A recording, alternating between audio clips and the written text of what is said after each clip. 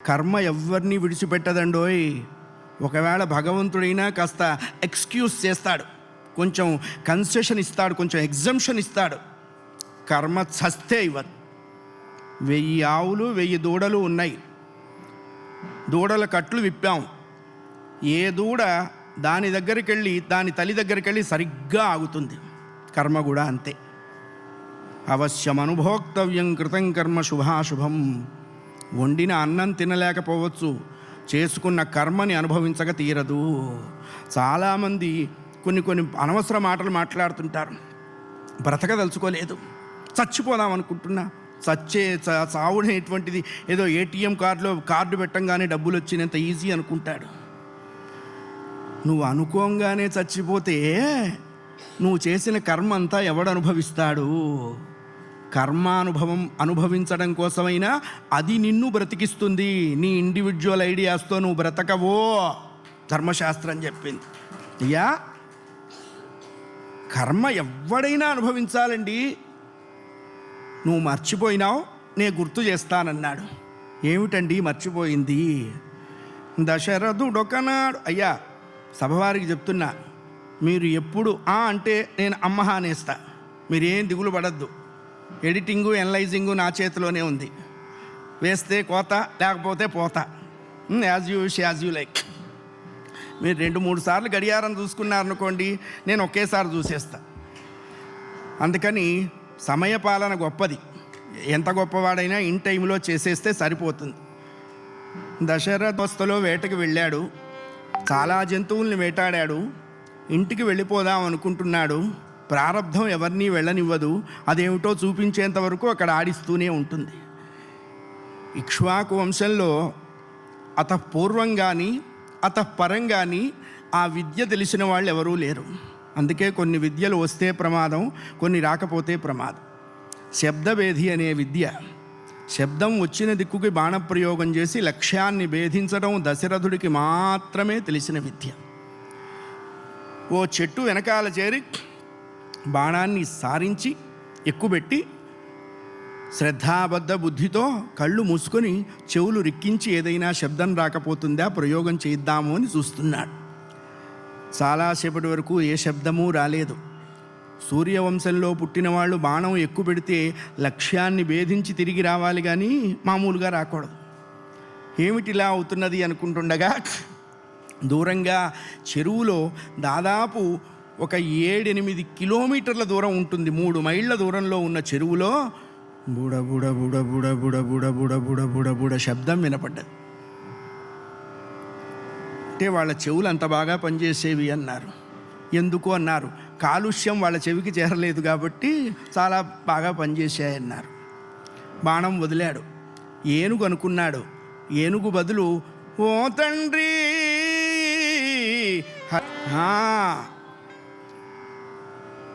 పట్టుబట్టి ఎందుకు కట్టాం? ఇది మా డ్యూటీ.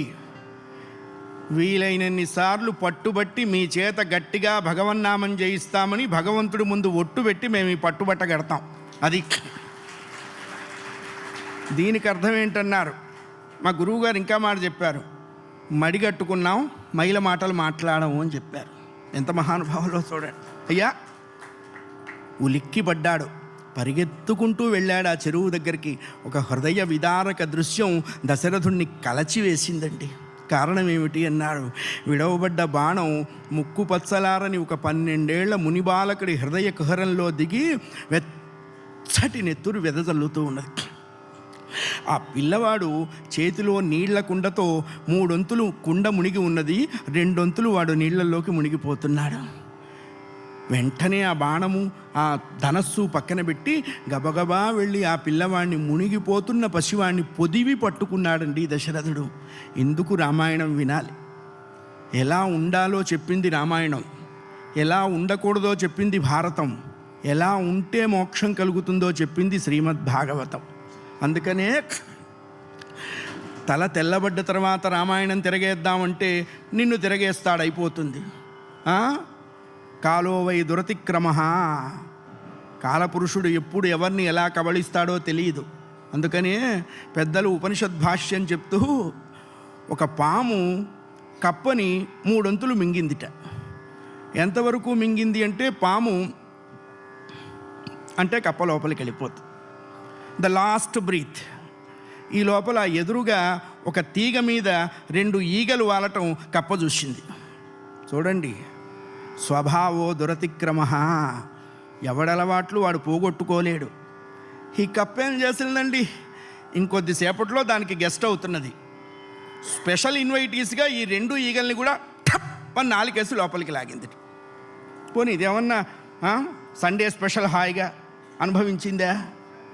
బోనస్ ఏమిటంటే 2 ఈగలతో సహా పాముకి మంచి విందు చేసింది ఆ కప్ప. ఇక్కడ ఏం చెప్పారు భగవత్పాదుల వారు అంటే, కాలపురుషుడు అనేటువంటి సర్పం జీవుడు అనేటువంటి కప్పని పడితే వీడు ఇంకా విషయవాసనలు అనే ఈగల్ని పడుతూ ఉన్నాడు. వీడు ఎప్పటిలా గట్టెక్కేది, అందులోంచి బయటికి రావా. ఎట్లా వస్తాం? గోవిందమయ్య రామ అంటే వస్తాం. తక్కువేమి మనకు. ఇప్పుడు అనుకోవటం కాదు, ఎప్పుడు అనుకోవాలి. ఎప్పుడు అనుకోవాలి. ఏదో 10 to 5 ఉద్యోగంలాగా త్యాగరాజ స్వామి వారి పంచరాత్రాలప్పుడు గుర్తొచ్చి మానసవన చెర, ఇది ఎక్కడ నిలిపాం? నిలిపితే రాం, అసలు నిలిపితే రాం. వస్తున్నామంటే ఇంకా నిలపలేదు, అంతే. ఇది ఎప్పుడూ నిలపాలి. పరమ భాగవతమౌ నివరసలో ఎక్కడా నేను లేనే. కొన్ని లక్షల జన్మకు కూడా నాకు టికెట్ అడ్వాన్స్లో దొరకలేదే. ఎందుకన్నారు? వాళ్ళు ఎప్పుడు ఆయన్నే అనుకున్నారయ్యా, మనం అప్పుడప్పుడు అనుకుంటున్నాం. అప్పుడప్పుడు కాదు. అనన్యాస్యంతయంతో మాం ఏ జనా పర్యుపాసతే తేషా నిత్యాభియుక్తానం. ఎవరికి తెలిసిందో తెలియలేదో కానీ ఎల్ఐసి వాళ్ళకి తెలిసింది. జీవితాంతం, జీవితానంతరం, మీరు చచ్చిన తర్వాత, బతుకున్నప్పుడు దిక్కులేదు, చచ్చిన తర్వాత వాడు ఇస్తే మనం చూడొచ్చామా?